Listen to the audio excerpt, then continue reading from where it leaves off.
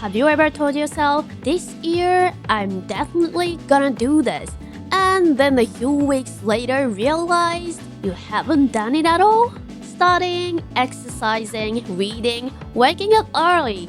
It often starts with motivation, but somehow it fades away.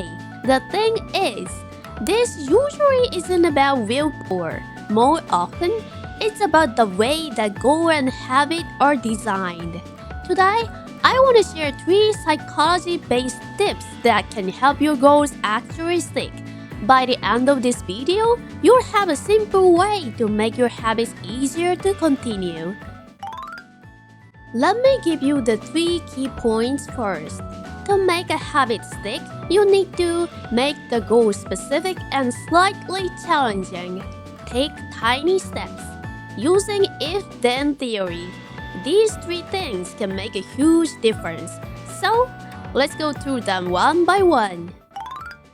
The first point is how you set the goal itself. A lot of people set goals like, I do my best, I need to try harder, but psychology research suggests that vague goals like these are actually less effective. According to goal-setting theory by Locke and Latham, specific, difficult goals consistently led to higher performance than urging people to do their best.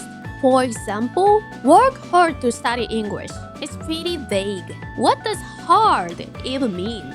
But compare that to, I want to get a 7.5 score on the IELTS. That's much clearer. When the brain knows exactly what to do, it becomes much easier to take action. So, instead of focusing on effort, focus on clarity.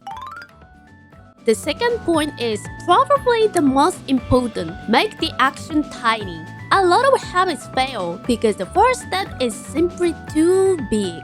For example, I work out for 30 minutes every day. Sounds great in theory, but on a tired day or a sick day, that can feel overwhelming. So instead, make it almost ridiculously small.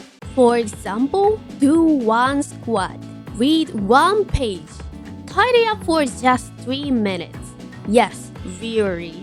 The goal is to make it so small that your brain has no excuse to resist. If you think that's way too easy, that's actually perfect. Once you start, it often becomes easier to continue. The hardest part is usually just beginning.